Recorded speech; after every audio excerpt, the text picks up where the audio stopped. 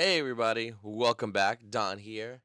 And we have a really interesting game with Red Zoro and Purple Kaido. Now, this is a 2 out of 3, so this is a bit of a longer matchup, but it's a really good example of how Zoro deals with Kaido. So, I drop my Nami, he immediately gets rid of my Nami with his Who's Who, and that's, the right move to do. I mean, you don't want that Nami on board any longer than one in turn.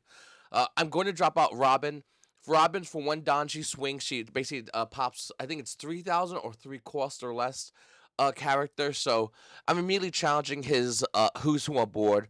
I'm setting up to go for face, as fast as possible because when you're playing Zoro, you have to understand that against Kaido, the later game is the worst off for you as a Zoro player because they could consistently drop some pretty, high level characters. So he's gonna drop Basil Hawkins. He's gonna ramp one. He doesn't have the 3 drop that basically lets him add a Don rest every turn, but nevertheless, it's still a worrisome kind of situation. So I'm gonna try to put as many characters on board and try to create a board. Now I'm gonna go ahead and drop my chopper blockers. I actually have 2 of them. You'll see in a second. That's going to be touching out on board as well, and the reason why is because it's early game still. I'm going to protect it. I'm going to try to protect my life as much as possible. I'm already down to 3 life, so I want to protect the 3 life, and it's still early game, so I want to put myself in that position. Looking at my board state, it doesn't look like much, but to be honest with you, it's a lot actually because my Nico Robin can start cleaning off his board in the early game. I got some other characters that could do some stuff, but he's gonna go ahead and drop 7 drop King. He's gonna go ahead and swing with his Kaido and basically try to clear my board as well. So this is one of the things I'm really worried about, but at the same time, this tells you a lot against your opponent. It tells you that they probably don't have the 10 drop King, or else they would have waited. They saw me kind of barrier up a bit, and now they're being more aggressive. So that tells me there's no 7 drop, 10 drop King at the moment. He has to hard draw it. Okay. Looking at the rest of the board, though, I do drop a 3 drop Zoro, and this is me trying to be as aggressive as possible. So I'm going to be aggressive with Nami, I'm going to be aggressive with Zoro, and of course I'm going to be aggressive with Zoro leader. I'm going to try to get him down as much as possible. He's now down to 1 life to my 3, and this is really good. We got Chopper Blocker. Yes, we do have Zoro and Nami. Not really as much for damage, but not bad. All right. So he's gonna drop his blocker. His blocker lets him draw 2 trash 1 at a -1 Don. So once again, that's telling us he doesn't have 10 drop 10 drop Kaido, and that's important because 10 drop Kaido hitting touching out right now would absolutely just wreck us, and it would put us in a really bad spot. So he's gonna get rid of Nami. We don't care about Nami anymore. I mean, we're just kind of using her to do a straight 5, so no big deal. As of course, it's 2 Don.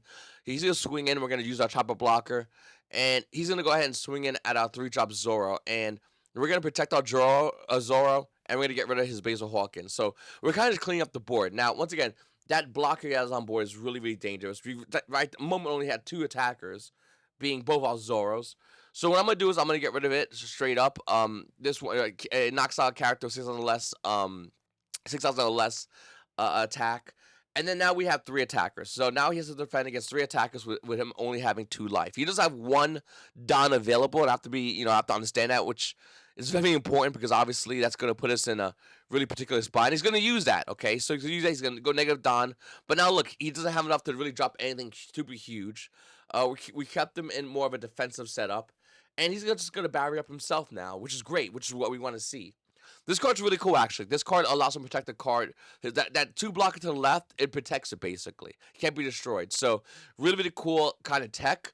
But he has no life. So, basically, what we're going to do here is we're going to go and try to swing directly at his life on the following turns. That's why I'm okay with my board.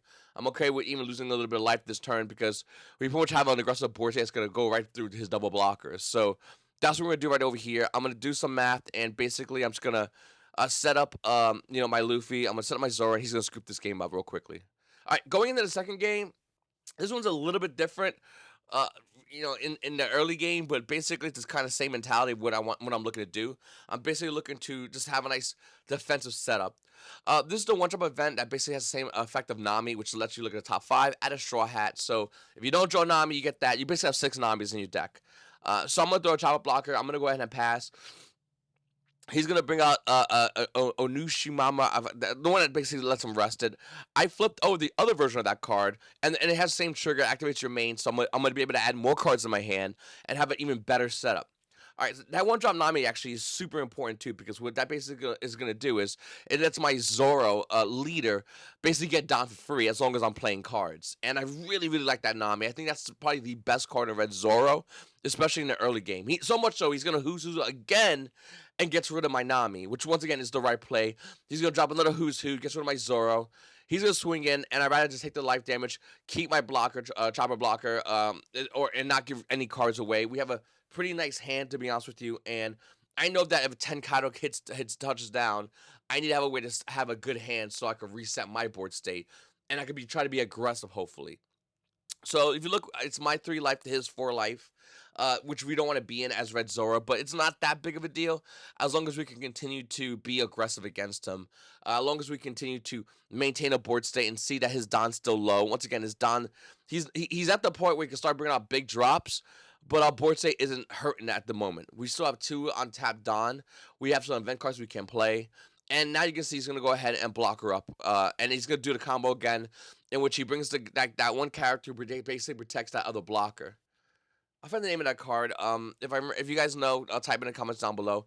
He's a swing with Kaido at my leader. I'm gonna go ahead and stop that. And this card's really cool because it pops 1/3 or less, I believe. Cost 3 costs or less, if I'm not mistaken. So I'm actually going to pop his blocker.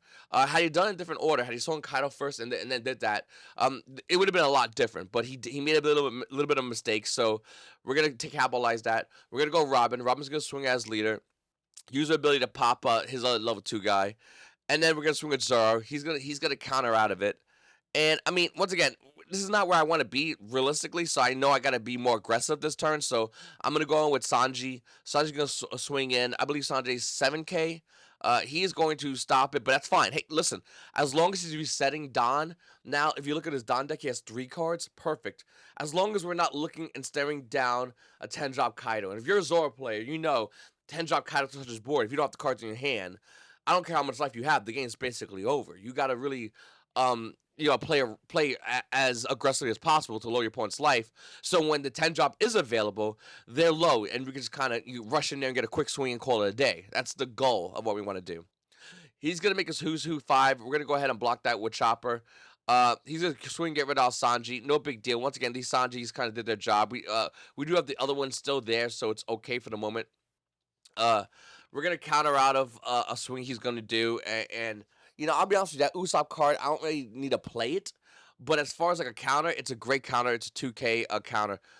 Dropping that Luffy is also really huge as well. Obviously, in this turn, now we got 3 aggressive characters at the moment. We got Zoro, Luffy, and Sanji as well. He only has 1 life now, and obviously, we're not going to be able to get through everything this turn, but we're definitely going to be as aggressive as possible. He has no life now. Now he's in Fatal. And the craziest thing about this situation is the fact that if he was more aggressive towards my Zoro, I have 3 cards in the hand, and I'll be honest with you, had he been more aggressive on my Zoro, I think he might have actually had this game.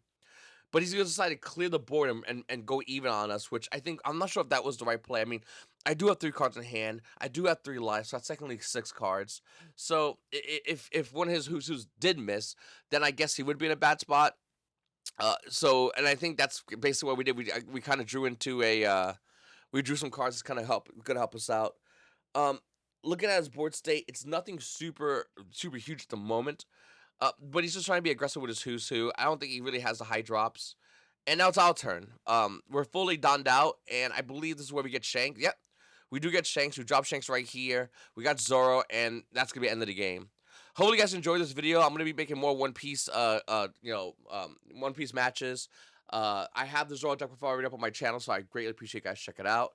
And let me know what you think about that. Do you think Zoro's one of the best decks in the game? Do you think it's a good deck, bad deck? Are you going to play it, or are you more or less looking to play other decks, and what decks they are?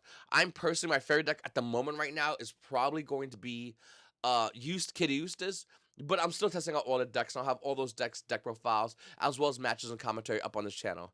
Anyway, guys, I really appreciate you guys watching my video. Make sure to hit the like button, subscribe button, comment down below. It's done. And you guys all have a great day.